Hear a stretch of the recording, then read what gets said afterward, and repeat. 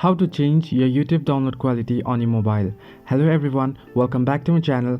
Today I'll guide you on how you can change your YouTube download quality on your mobile. Open the app and make sure you are logged into your account. Since you know that you need to be logged into your account to download, like, dislike or comment any of YouTube videos.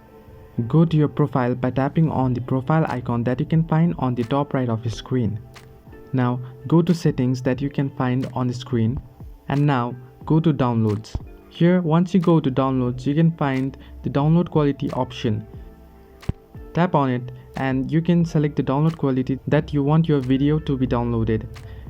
You can set it to either full HD, high, medium or low according to your want, or you can set your download quality to be asked each time.